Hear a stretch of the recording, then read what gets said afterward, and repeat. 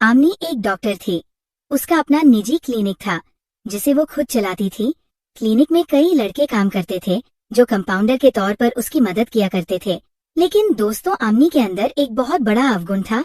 वह एक विधवा थी और उसे जवान लड़कों का बेहद शौक था। जो भी लड़का उसके मन मुताबिक काम करता और उसे पूरी तरह संतुष्ट कर देता, उसी को वह अपने पास रखती थी, और जो नहीं कर पाता था उसे नौकरी से निकाल देती थी। इसके यहाँ कोई लड़का जल्दी से काम करने के लिए तैयार नहीं होता था। यदि हो भी जाता था तो इसकी करतूतों को देखकर लड़के बहुत दिन नहीं रुकते थे, क्योंकि उसकी शारीरिक संबंध बनाने की इच्छा खत्म नहीं होती थी।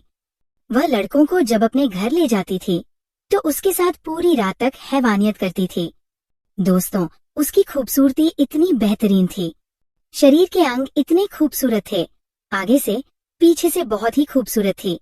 दोस्तों, आखिरकार आमनी को एक ऐसा लड़का मिल ही जाता है, और कमाल की बात ये थी कि वह लड़का भी बिल्कुल वैसा ही था जैसे ये लेडी डॉक्टर खुद थी, यानी वह भी उतना ही ठरकी और शौकीन निकला।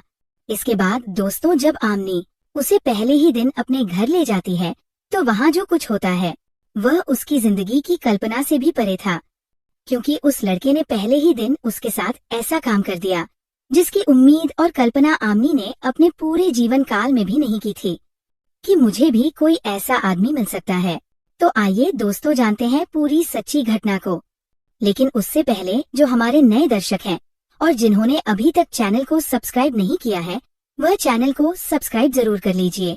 आज की सच्ची घटना हरियाणा के पानीपत जिले की है। यहीं पर आमनी नाम की एक महिला रहती थी। आमनी विधवा थी और उसने अपना एक निजी क्लिनिक खोला हुआ था।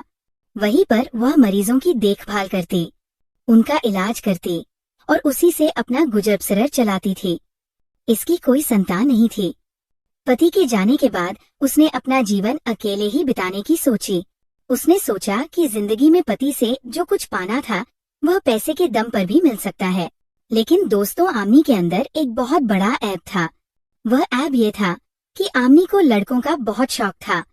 इसको हर रोज एक नया लड़का चाहिए होता था, और लड़का ऐसा दमदार हो जो इसके मन मुताबिक परफॉर्मेंस करे और इसको बिस्तर पर एक ऐसी संतुष्टि दे कि जिससे इसका मन प्रसन्न हो जाए। जो लड़का इसके मन मुताबिक काम नहीं कर पाता था, इसको जो है ये हटा देती थी। और इसके अंदर एक खासियत यह थी कि बाहर से कोई लड़के नहीं, जो लड़के इसके यहाँ काम करते थे उसी को जो है यह अपने घर रोज लेकर के आती थी और उसके साथ दोस्तों ये सब कुछ करती थी। लड़का उसके यहाँ काम करता और उसके मुताबिक रात के या पर्सनल काम नहीं कर पाता तो आमनी उसे अपने काम से निकाल देती थी। उसे कहती, तुम किसी काम के नहीं, तुम हारे बस का कुछ नहीं है। दोस्तों, उसे इसके अंदर एक और खासियत थी जो किसी भी लड़के से संबंध बना लेती थी। कुछ इस तरह से बनाती थी कि इसको कहीं भी किसी भी जगह पर संबंध बनाने में कोई परहेज नहीं था। इतनी खूबसूरत थी कि शरीर के हर एक अंग को ऊपर वाले ने इतनी खूबसूरती से बनाया था कि जो कोई इसकी खूबसूरती को देखता था एक बार देखता ही रहता था, चाहे कोई मरीज आ जाए या कोई भी आ जाए। जब भी इसको क्लिनिक में देखता तो सबकी कल्पना यही होती, काश यार कितनी खूबसूरत है। एक अफसर इसके साथ मिल जाता तो रात क्या होती। कभी कभी तो मरीज जो आते थे दिखाने, वह भी सोचने लगते थे बेशक वह मरीज थे, लेकिन इतनी खूबसूरत थी कि अंग अंग बिल्कुल सुंदरता से परिपूर्ण था। दोस्तों, इसी के यहाँ एक लड़का काम कर रहा होता है। जब ये लड़का छोड़कर भाग जाता है तो इसको लगता है यार कोई काम करने अब आएगा नहीं, क्योंकि इसके यहाँ से लगभग 40 से 50 लड़के जा चुके थे काम करके। इसी बीच एक लड़का इनके यहाँ अपना रिज्यूम लेकर के आता है। लड़का 11वीं में पढ़ाई कर रहा था। नाम था आनंद। उम्र लगभग 21 वर्ष के आसपास रही होगी। घर का गरीब आदमी, 2 बहनें थी और भाई सबसे बड़ा था। पिता थे नहीं, माँ केवल विधवा थी, तो घर का खर्च किसी ना किसी तरीके से चलाने की जिम्मेदारी आनंद के ऊपर आ जाती है। आनंद काम ढूंढते ढूंढते बहुत थक जाता है। उसे कोई काम मिलता नहीं है तो एक दिन किसी को ही बताता है उसको कि एक क्लिनिक है और उस पर जाए, वहाँ पर एक कंपाउंडर की जरूरत है। और एक प्लस पॉइंट तुम्हारे लिए ये रहेगा, तुम इंटर साइंस से स्टडी कर रहे हो और साइंस के स्टूडेंट हो। क्लिनिक में काम करोगे, काम सीख जाओगे तो आने वाले टाइम में कुछ नहीं होगा तो तुम एक छोटी सी क्लिनिक भी खोल लोगे। तुम्हारा जो परिवार है खूब अच्छे से अपना जीवन यापन कर सकता है। दोस्तों, इस लालच में आनंद एक दिन उस क्लिनिक पर अपना सीवी लेकर के जाता है। इंटरव्यू के लिए सबसे पहले आमनी उसको केबिन में अपने बुलाती है और बुलाने के बाद सबसे पहले उसको ऊपर से नीचे तक देखती है, क्योंकि उसका मेन काम अपनी जरूरतें पूरी करना था, न कि क्लिनिक पर काम कराना। वो देखती है कि आनंद खूबसूरत हटा-कटा नौजवान था। अभी 21 वर्ष के आसपास अवस्था रही थी और यंग था। उसके बाद दोस्तों वह आनंद को देखती है तो आनंद को पसंद कर लेती है। वह कहती है, ठीक है, रुको मैं तुम्हारा इंटरव्यू लेती हूँ। 10 मिनट बाद आमनी अपने केबिन में फिर आती है और उससे पूछती है, क्या करते हो, कितना पढ़े हो? तो कहता है, मैडम मैं अभी 11वीं में हूँ, अभी पढ़ाई कर रहा हूँ। सारी स्थितियाँ अपनी जो होती है, परिवार की सारी चीजें बताता है। तो कहीं ना कहीं आमनी के दिमाग में एक बात बैठ जाती है, इसको पैसे की सख्त जरूरत है और हो सकता है अगर ये मेरे काम में परफेक्ट हो गया तो इसका भी समय सुधर जाएगा और साथ ही साथ मेरा भी जो जरूरतें हैं वो पूरी होती रहेगी। दोस्तों, आमनी उसको रख लेती है। उससे कहती है, ज्यादा तनख्वाह नहीं मिलेगी, तुम्हें 12,000 रुपए मिलेंगे। तो कहता है, ठीक है मैडम, इतना ही मेरे लिए बहुत है, साथ ही साथ मुझे पढ़ाई का अवसर मिल जाएगा। तो कहती है, देखो एक शर्त मेरी और है। शर्त ये है कि मैं तुम्हें अपने घर पर रखूंगी, तुम्हें अपने घर जाने की जरूरत नहीं, मेरे यहाँ खाना पीना सारी चीजें मिलेगी। तुम चाहो तो बेशक घर पर पढ़ सकते हो, मेरे कोई दिक्कत नहीं, लेकिन मैं तुम्हें घर नहीं जाने दूंगी। रात में तुम्हें मेरे घर पर कोई काम नहीं करना, बस आपको मेरे घर पर सोना है, क्योंकि मेरे घर पर कोई है नहीं। तो आनंद सोचता है कि घर पर अपने भी सोना है और यहाँ भी सोना है, कोई दिक्कत नहीं। आनंद कहता है, ठीक है मैं काम करने के लिए तैयार हूँ। वो कहते हैं, ठीक है, एक काम, आप कल से आ जाइए। आनंद हंसी खुशी चला जाता है, अपने घर पहुँचता है, सारे लोगों को बताता है कि मुझे नौकरी मिल गई है और अपने माँ से बताता है कि जिस क्लिनिक में मुझे काम मिला है मुझे वही रहना है और मैं बीच बीच में हफ्ते भर में आता रहूंगा किसी ना किसी दिन। माँ उसकी कहती है, ठीक है बेटा, जहाँ भी रहना, लेकिन सावधान रहना, कभी कोई गलत काम मत करना। उसे समझा देती है। वह कहती है, ठीक है माँ, मैं ऐसा कोई गलत काम नहीं करूंगा जिससे कि मुझे या आप पर कोई परेशानी भविष्य में आए। अगले दिन सुबह होती है। आनंद नहा धोकर के अपना क्लिनिक की तरफ घर से निकल लेता है। क्लिनिक पहुंचता है और लगभग 9 बजे के आसपास क्लिनिक पहुंच जाता है। क्लिनिक खुलती है, आमनी क्लिनिक पर होती है। दोस्तों, आमनी अक्सर जो है फैशनेबल ड्रेसेस पहनती थी, साड़ी वगैरह बहुत कम पहनती थी।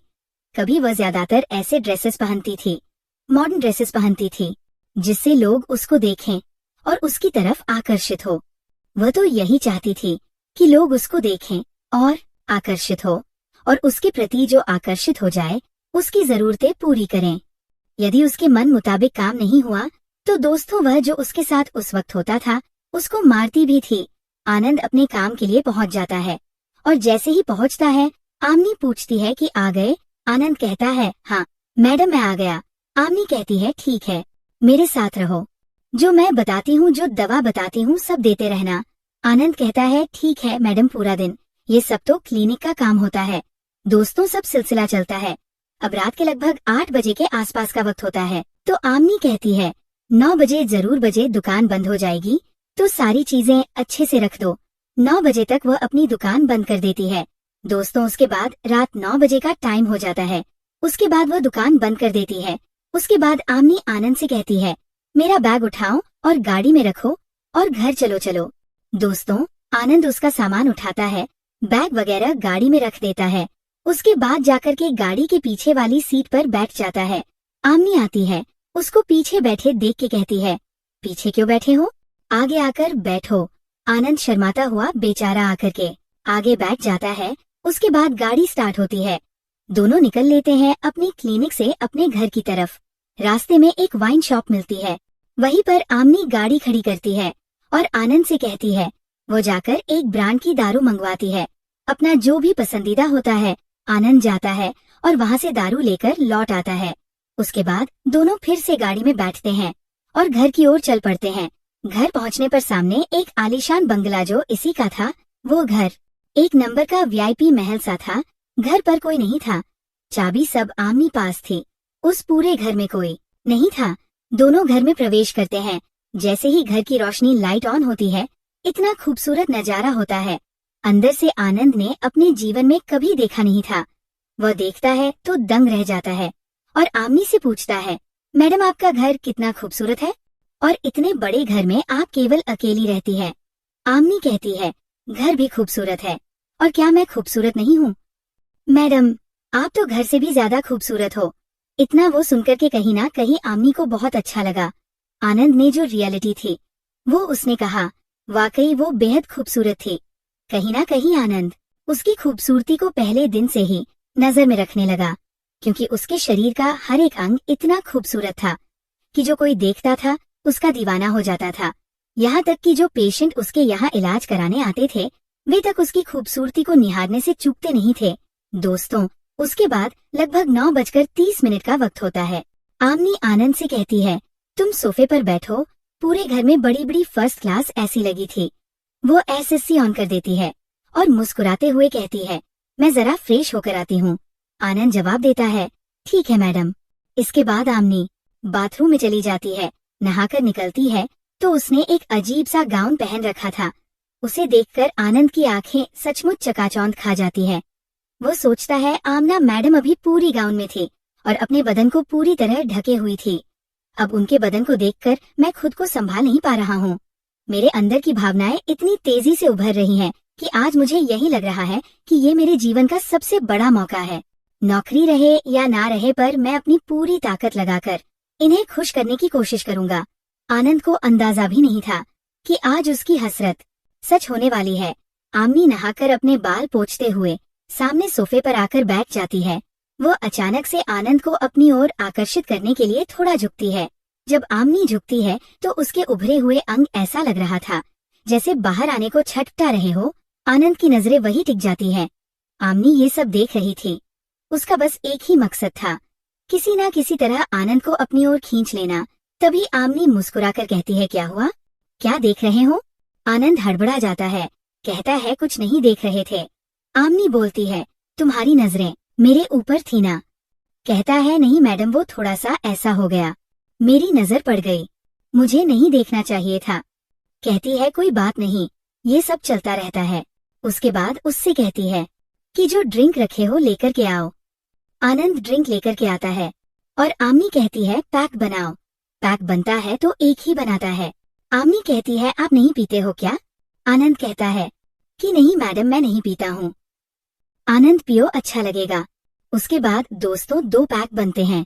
दोनों थोड़ा थोड़ा ड्रिंक करते हैं। 1-2 पैक में तो किसी को समझ में नहीं आया।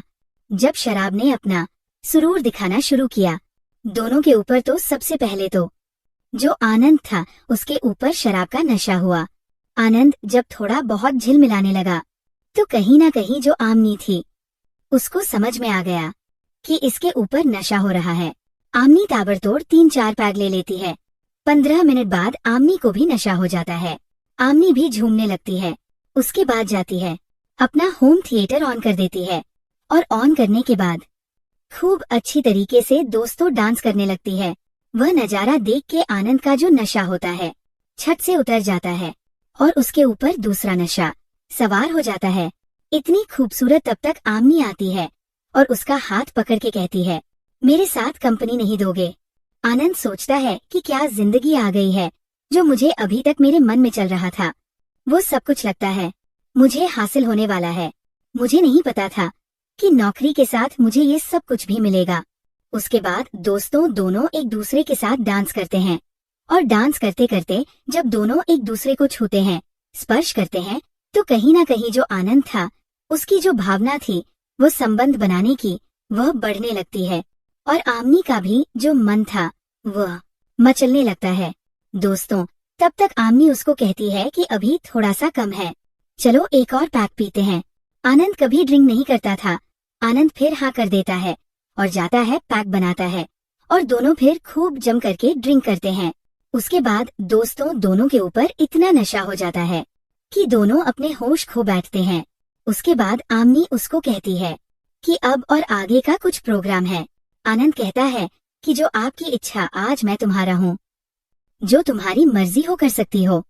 आमनी कहती है कि मैं तो यही तो चाहती हूँ कि जो कोई मेरे साथ रहे वह मेरा बन कर, ना रहे वरना मैं उसकी बनकर रहूंगी। हम दोनों लोग आजाद रहें और आजादी से जिंदगी जिए और कोई किसी काम के लिए टोके ना, जो जैसा चाहे वैसा काम करें एक दूसरे के साथ, जिससे कि मन को एक ऐसी शांति मिले जो कि तन मन को पूरा ठंडक पहुंचा दे। दोस्तों, आमनी उसको सिगरेट अपने बेडरूम में लेकर जाती है और अंदर से बेडरूम का दरवाजा बंद कर देती है। ऐसी बड़ी चल रही होती है। पूरा कमरा ठंडा था। जैसे ही आमनी अपने कमरे में पहुंचती है, तब आनंद से कहती है, अब तुम किस बात का इंतजार कर रहे हो? क्या तुम्हें अलग से कहना पड़ेगा दोस्तों? तब तक आमनी खुद जो है सामने आती है और उसके सारे कपड़े हटा देती है। तो नजारा इतना अद्भुत था और इतना भयानक था। जो लड़का आज पहले दिन नौकरी पर आया था, उसे इस बात का आभास पहले से बिल्कुल नहीं था कि नौकरी के साथ मुझे उसे ये सब कुछ भी मिलेगा। दोस्तों, अंदर से आनंद भी उत्साहित हो जाता है, लेकिन अंदर ही अंदर डरने लगता है। जब आमनी उसको इशारे करती है अपनी तरफ बुलाने की, तो कहता है कि मैडम, एक बात मैं कहना चाहता हूँ। कहती है कि बोलो। आनंद कहता है कि ऐसा ना हो कि आज ये सब कुछ हो जाए और कल आप मुझे काम से निकाल दो। आमनी कहती है, देख, मेरी एक शर्त है। अगर तू मेरे पसंदीदा का काम किया, यानी मेरे मन मुताबिक काम किया, मुझे खुश कर दिया, तो तेरी नौकरी आज से पक्की है और तुझे इतने पैसे मिलेंगे। तेरी गरीबी बहुत दूर चली जाएगी। पैसे की चिंता मत कर, मेरे पास बहुत पैसे हैं। क्या करूंगी? पैसे का मेरे आगे पीछे कोई है नहीं और मैं तो ऐसी ही लाइफ जीती हूँ। और मेरी एक बात ये भी जान ले, तू कोई पहला लड़का नहीं है। मेरा कम से कम 200 लड़के आए और काम किए, जो काम करके भाग गए। मैं सबके साथ ऐसा करती हूँ। जो मुझे नहीं खुश कर पाता, मैं उसे भगा देती हूँ। जब ये बात आनंद सुना, तो थोड़ा सा अंदर से हड़बड़ा गया कि कहीं पता नहीं मैं कर पाऊं या ना कर पाऊं। आनंद कहता है कि मैडम, पता नहीं मैं कर पाऊं या ना कर पाऊं, क्या आप मुझे भी भगा दोगी? आमनी बोली कि मेरा रोल है, जो मेरे हिसाब से काम नहीं कर पाएगा, मैं उसे भगा दूंगी। आनंद कहता है, मैडम, एक काम करिए, आज का मुझे समय दे दो। आज जो भी कुछ होता है उससे आप नाराज मत होना। बाकी मुझे पहले से पता नहीं था। अगर बाकी कल मैं आपको ऐसी परफॉर्मेंस ढूंढूंगा कि आप बहुत दिन तक याद रखोगे। कहती है, अच्छा, ऐसी क्या बात है? ऐसा क्या करेगा तू? कल वो कहता है, कल का कल पता चलेगा। आज ऐसा मत पूछो, लेकिन फिर भी मैं आज अपनी पूरी कोशिश और अपना पूरा 100% देने का प्रयास करूंगा। दोस्तों, उसके बाद दोनों के बीच संबंध बनते हैं और संबंध लगभग 1.5 घंटे के आसपास चलता है। दोनों संबंध से पहले जो और सब कुछ होता है, वह सब कुछ करते हैं। दोनों अपने उस पल को खूब आनंद से जीते हैं। कहीं ना कहीं अपना 100% देने के प्रयास में आनंद पूरी ताकत झोंक देता है और उसका जो स्टैमिना, उसका जो पावर होता है, पूरी शिद्दत से उसका इस्तेमाल करता है। लगभग इस 1 घंटे के 2 घंटे के खेल में दोस्तों, कहीं ना कहीं आमनी को बहुत अच्छा लगा। आमनी को अच्छा फील हुआ। वह कहती है, जब सब शांत हो जाते हैं तो कहती, कुछ भी हो, परफॉर्मेंस अच्छी है। आनंद कहता है, मैडम, नौकरी मेरी पक्की है। आमनी कहती है, आज तूने कल के बारे में बोला है। अगर कल की परफॉर्मेंस तुम्हारी बहुत अच्छी गई तो तेरी नौकरी पक्की है और तेरा जीवन भी मैं सुधार दूंगी। वो मेरे ऊपर छोड़ दे। दोस्तों, उस रात ये सिलसिला कई बार चलता है। सब खाना पीना खा के अपने बिस्तर पर, एक ही बिस्तर पर दोनों पड़े रहते हैं। अगले दिन सुबह होती है। दोनों हंसी खुशी नहा धो के ऑफिस जाते हैं। कार में बैठ कर के जाते हैं। अब जो आमनी अभी तक उसकी मैडम थी, अब दोनों गर्लफ्रेंड बॉयफ्रेंड तरीके से हो जाते हैं। वो कभी आमनी के यहाँ छूता तो वो उसके वहाँ छूती। ये आम बात हो गई थी गाड़ी में। उसके बाद दोनों ऑफिस पहुँचते हैं, लेकिन ऑफिस में कोई ऐसी बात नहीं। ऑफिस में एक नौकर एक मालिक की हैसियत से रहते हैं। अगले दिन दोस्तों शाम होती है। क्लिनिक बंद होने के 1 घंटे पहले ये जो आनंद था, उससे कहता है कि मैडम, मुझे 15 मिनट का समय दो, उसके बाद मैं आता हूँ। कल मैंने आपसे जो कहा था, वह भी तो वादा पूरा करना है। आमनी कहती है, हाँ हाँ, वह तो मैं भूल गई थी। क्या कहीं जाना है क्या? आनंद कहता है, हाँ, थोड़ा सा काम है। कहती है, ठीक है, जा। दोस्तों, आनंद क्लिनिक से निकलता है और एक रिक्शा पकड़ता है। कुछ दूर जाता है और जाने के बाद एक दुकान पर पहुंचता है, मेडिकल स्टोर पर। वहां से कुछ दवा लेता है और दवा लेने के बाद दोस्तों वापस आ जाता है। आने के बाद आमनी उससे पूछती है, काम हो गया तुम्हारा? आनंद कहता है, हाँ मेरा काम तो हो गया, बस आपका काम बाकी है, और ईश्वर चाहेगा तो आज आपको काम में बहुत मजा आएगा। उसके बाद दोस्तों क्लिनिक बंद हो जाता है। 9 बजे का समय क्लिनिक बंद होने के बाद वही रूटीन रास्ते में ड्रिंक लेना। उसके बाद दोनों घर पहुंचते हैं, जो डेली का रूटीन होता है, नहा धोकर के ड्रिंक वगैरह पीना। वो साउंड सिस्टम यानी संगीत सुनने की शौकीन थी और ऐसे ही संगीत सुनती थी। आज भी वैसे ही सुना, सेम वही प्रक्रिया चलती रहे। उसके बाद समय आ जाता है दोनों के बीच नजदीकी यानी वही पल एक दूसरे के साथ बिताने का। तभी आनंद कहता है कि मैडम मुझे आधे घंटे का और समय दो। आनंद कुछ टेबलेट निकालता है और चुपके चुपके से जो है खा लेता है, और खाने के बाद उससे कहता है कि आज मैं ड्रिंक नहीं करूँगा। तो कहती है क्यों? आनंद कहता है, नहीं आज मुझे ड्रिंक नहीं करना है, आप अकेले करिए, बाकी मजा देने की गारंटी मेरी पूरी है। दोस्तों उसके बाद आनंद टेबलेट्स निकालता है और खा लेता है। खाने के बाद जब दोनों के बीच संबंध बनने की स्थिति आती है तो आनंद कहता है कि आज मेरी एक शर्त और है। आमनी कहती है क्या? आनंद कहता है कि आज मैं जहाँ जैसा चाहूंगा वैसा सब कुछ करूंगा, किसी चीज के लिए मना नहीं करोगे। आमनी कहती है कि मैं कब मना कर रही हूँ, मैं तो पहले से तुमसे बोल करके रखा है, मैं हर चीज की शौकीन हूँ, कहीं भी कुछ भी करो। उसके बाद दोस्तों आनंद धीरे धीरे करके जब तैयार हो जाता है पूर्ण तरीके से और पूरे जोश में आ जाता है, उसके बाद इसके साथ शुरू होता है एक ऐसा खेल। और जब ये खेल शुरू होता है तो लगभग 10 मिनट तक तो कुछ नहीं होता है, लेकिन 10 मिनट के बाद जब आनंद अपने फुल जोश में आता है और उसके बाद दोस्तों आमनी के मुख से एक ऐसी ऐसी आवाज निकलने लगती है जो आमनी आज तक कभी सोची नहीं थी, ना उसके मुंह से कभी निकली थी। लेकिन वह था कि उसे छोड़ने के लिए तैयार नहीं था। बोला कि आज मैं नहीं छोड़ूंगा, क्योंकि मेरी जिंदगी का सवाल है और तुम मुझे नौकरी से निकाल दोगी, ऐसा मैं होने नहीं दूंगा। दोस्तों 1 घंटे तक वो पता नहीं कौन सी टेबलेट खा के आया था। 1 घंटे तक इसके साथ ये खेल खेलता रहता है।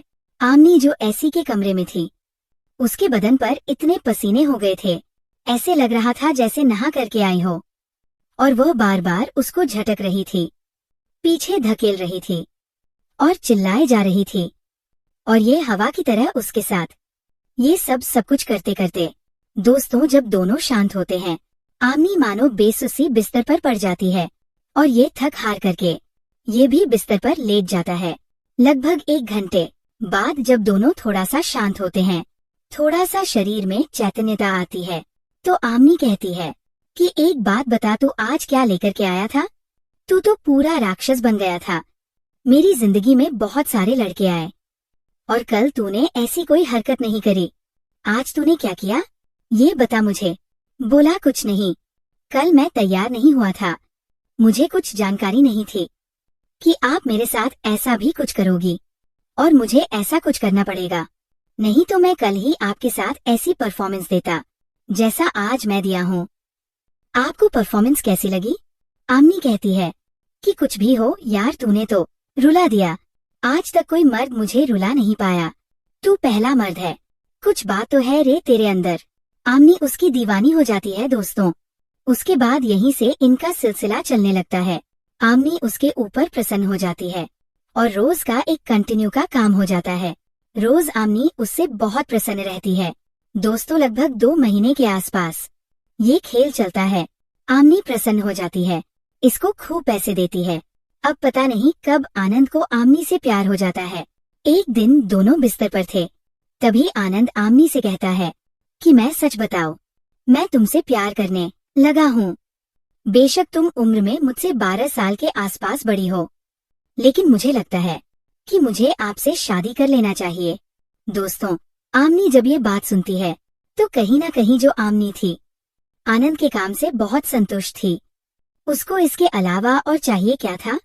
उसके आगे पीछे कोई नहीं था, ना पति था, ना संतान थी, पूरी की पूरी प्रॉपर्टी किसी काम की नहीं थी। वो ऐशो आराम की जिंदगी जी रही थी। वह सोची कि चलो अगर ये सब कुछ कर ही रहा है तो जो है उसके साथ शादी करने में क्या बुराई हो। फिलहाल वह कोई उत्तर प्रतितर तत्काल में नहीं करती, लेकिन ये बात अपने मन में सोच रही होती है। उसके बाद ये लगभग 1 हफ्ते बाद आनंद से कहती है कि एक काम कर, तू अपना आधार कार्ड दे। आमनी उसका आधार कार्ड लेती है। उसके बाद ये पहुंच जाती है कोर्ट में और कोर्ट में जाकर के एक वकील से मिलती है और उससे सारी बात बताती है कि मुझे लव मैरिज करनी है, कोर्ट मैरिज करनी है। वकील सारा कागज पत्र तैयार करता है। कहती है कि ठीक है, मैं कल जिसके साथ करना है उसको लेकर के आऊंगा। फोटो वगैरह जो कुछ होगी सब आपको मिल जाएगी। उसके बाद दोस्तों शाम का टाइम होता है। दोनों के साथ वही काम, क्रीडा का खेल चल रहा होता है। तभी आमनी कहती है, तुझे मैं एक सरप्राइज देना चाहती हूँ। आनंद कहता है, वो कौन सी सरप्राइज है? आमनी कहती है कि कल तू मेरे साथ चल तो तेरे को बताती हूँ। आनंद को पहले अगर मेरी नौकरी जाने वाली है डर जाता है। आनंद कहता है कि कोई ऐसी सरप्राइज मत देना जिससे कि मेरे ऊपर और मेरे परिवार के ऊपर संकट आ जाए। कह, तेरे संकट के बादल कट गए हैं, तूने बहुत परेशानी उठा ली है, तेरा वक्त आ गया है कुछ बनने का। थोड़ा उसे तसल्ली हो जाती है, लेकिन वो गुमराह करके रखी थी, बात को स्पष्ट नहीं बताती है। अगले दिन 11 बजे के आसपास उस दिन वह क्लिनिक को ऑन ऑफ करके रखती है और पहुंच जाती है कोर्ट पर। कोर्ट के मेन जज के सामने पहुंचती है और दोनों वहीं पर दोस्तों कोर्ट मैरिज कर लेते हैं। उसका सरप्राइज देखकर आनंद प्रसन्न हो जाता है, लेकिन अंदर ही अंदर डर रहा होता है कि अपनी माँ को क्या जवाब देगा, क्या बताएगा कि वह एक विधवा डॉक्टर से शादी कर लिया, कोर्ट मैरिज कर लिया है। आनंद अंदर ही अंदर डर रहा होता है। वह तो आमनी से कहता है कि मैं कैसे बताऊंगा अपनी माँ से कि मैं तुम्हारे साथ शादी कर लिया हूँ, क्या कहेगी मेरे बारे में और तुम्हारे बारे में? तू तो नौकरी करने गया था, क्या करके आया है? आमनी कहती है, तू इसकी चिंता छोड़ दे, वो मेरे ऊपर मैं क्या करती हूँ। दोस्तों, आमनी तुरंत अपनी गाड़ी घुमाती है और पहुंच जाती है बैंक में 10 लाख का चेक भरती है और बैंक से कैश लेती है। और कैश लेने के बाद आनंद कहती है कि ले पैसे और जा अपनी माँ को दे के आ और बोलो कि ये जो पैसे हैं वह मैडम ने दिए हैं और सारी बात उसको बता देना और बता दो कि तुम्हारे कष्ट के दिन कट गए हैं। बेशक उम्र में थोड़ा सा बड़ी है, लेकिन तुम्हें बहू की तरह रोटी बनाकर तो नहीं खिला पाएगी, लेकिन इतना पैसे तुझे देगी कि तुम्हें जिंदगी में कभी किसी चीज की जो है कमी नहीं होगी। दोस्तों, आनंद घर पहुंचता है, अपनी माँ से सारी बात बताता है। पहली माँ तो उसकी बहुत भड़क जाती है, लेकिन जब आनंद उसे जो है 10 लाख निकाल करके देखता है वह प्रसन्न हो जाती है, क्योंकि गरीब थे, परिवार में कभी इतनी मोटी रकम उसने कभी देखी नहीं थी और एक साथ इतनी बड़ी रकम देखी। उसे लगा कि चलो जिंदगी में जो कुछ होता है अच्छा ही होता है, इसके साथ वैसे भी पता नहीं कोई शादी करता कि नहीं करता, जो कुछ किया सब अच्छा किया। लेकिन उसको सचेत करती है कि जो भी करना सावधान से करना, सतर्कता से करना। समय खराब है, कब उसकी नियत बदल जाए, उसकी मानसिकता बदल जाए, कुछ भी हो सकता है। आनंद कहता है कि मैं इतना बेवकूफ नहीं हूँ, कोर्ट मैरिज किया हूँ और कोई ऐसी वैसी शादी नहीं किया हूँ, वह भी नहीं मुकर सकती है और मैं अपने दिमाग से सब कुछ धीरे धीरे हैंडल कर लूंगा, उसके लिए आप परेशान ना हो। उसके बाद दोस्तों आनंद और आमनी साथ रहने लगते हैं। दोस्तों, इस घटना को सुनने का मेरा मकसद किसी का दिल दुखाना नहीं है, ना ही किसी का दिल को आहत करना है, बस आपको सचेत करना है। दोस्तों, अगर आपको ये कहानी पसंद आई हो तो वीडियो को लाइक करें, कमेंट करें और अपने दोस्तों के साथ शेयर करें। अगर आपने हमारे चैनल में पहली बार आए हैं तो चैनल को सब्सक्राइब जरूर करें। धन्यवाद।